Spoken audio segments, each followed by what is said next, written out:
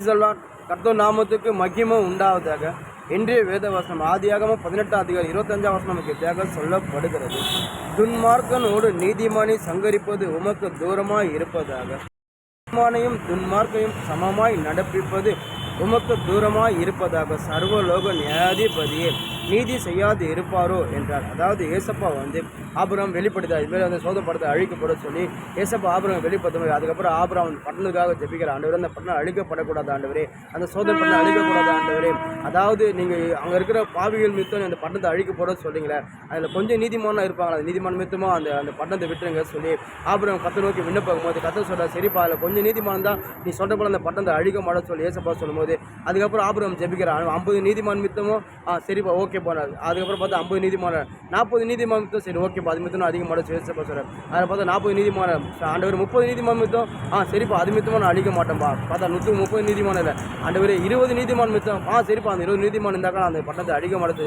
அப்படியே பார்த்தல கடைசி ஆபரம் சொல்ல 10 நீதிமான் மித்தமான பட்டணத்தை அழிக்காமல் இருப்பீங்களா, சரிப்பா அந்த 10 நீதிமான் மித்தமாக அந்த பட்டணம் சோது பண்ண அழிக்க மாட்டேன் சொல்லி ஏசப்பா சொல்லும்போது பார்த்தாங்க ஒரு நீதிமான கூட இல்லை. அப்புறம் பார்த்தா பட்டணம் அழிக்கப்பட்டது. இதில் பார்த்தீங்கன்னா ஆபிரகாமுக்கு கர்த்தருக்கு அவர் சொல்ற ஆபிரகாமுக்கு கர்த்தருக்கு ஒரு நட்பு இருந்தது, ஒரு ஸ்நேகம் இருந்தது. அந்த ஸ்நேகத்தின்படி ஆபிரகாம் என்ன அவர் ஜெபிக்கிற ஜெபத்தெல்லாம் கர்த்தர் எல்லாத்துக்கும் ஓகே சொல்கிறார். பாருங்கள், அவர் எல்லாமே ஆபிரகாம் கர்த்தர் நோக்கி கேட்குற ஆண்டவரே 50 எல்லாத்தையும் அவர் ஓகே ஓகே ஓகேன்னு சொல்கிறார். ஏன்னா கர்த்தர் ஆபிரகாமில் வச்ச அந்த ஏசப்பா ஆபிரகாமில் வச்ச அந்த நட்பு, அந்த உறவு, அதாவது ஏசப்பா சொல்கிற ஆபிரகாம் பார்த்தீங்கன்னா ஸ்நேகத்திலே இருந்தார். அந்த ஸ்நேகத்தை அந்த நட்பினால் அவர் ஆபிரகாம் என்ன ஜெபிக்கிறார் அந்த ஜெபத்து எல்லாமே கர்த்தர் ஓகே ஓகே சொல்கிறார். அதாவது நீங்கள் பார்த்தீங்கன்னா 2 நாளாகத்தில் 20 அதிகாரம் 7 வசனம் அப்படியாக சொல்லப்படுது. ஸ்நேகத்தினே ஆபிரகாம் பார்த்து கர்த்தர் சொல்கிறாரு. அதுக்கப்புறம் யாக்கோப்பில் சொல்லப்படுது 2:23 அதே மாதிரி தான் கர்த்தர் சொல்கிறாரு. ஆபிரகாம் பார்த்தீங்கன்னா ஸ்நேகிதன்றார். அப்போ ஸ்நேகிதனா கர்த்தர் எந்த அளவுக்கு ஆபிரகாம் மேலே அவர் அன்பை வச்சிருப்பார். அந்த அன்பின் மட்டும்தான் ஆபிரகாம் அவர் ஜெபிக்கிற ஜெபத்தெல்லாம் கர்த்தர் எல்லாத்துக்கும் ஓகே ஓகே சொல்கிறார். இன்றைக்கி நம்மளோட வேகம் சொல்லி நம்ம கர்த்தர் மேலே நம்ம கர்த்தருக்கு நம்மளுக்கு ஒரு உறவு இருக்கும்போது, கர்த்தர் நம்ம ஒரு நட்பு இருக்கும்போது, அவர் நம்ம மேலே ஒரு ஸ்நேகம் வைக்கும்போது, அவர் நம்ம மேலே அந்த அன்பு வைக்கும்போது எப்போ அந்த அன்பு ஒரு நாள் மாறவே மாறாது. அதாவது நம்ம எப்போவுமே நம்ம கர்த்தர் பாரிக்கு உண்மையாக இருக்கும்போது, அவர் பார்க்க நம்ம உத்தமாக நீதியாக நடக்கும்போது ஏசப்பா நம்மளோட கூட இருப்பாங்க. ஒருபோதே கைவிடுவோம், எல்லா சூழ்நிலை நம்மளோட கூட இருப்பாரு. அதான் நம்ம ஜெபிக்கிற ஜெபம் நம்ம ஜெபிக்கிற ஜெபம் எல்லாவற்றையும் கர்த்தர் நம்மளுக்கு பதில் கொடுக்குற வல்லமுண்டா தேவனாக இருக்காரு.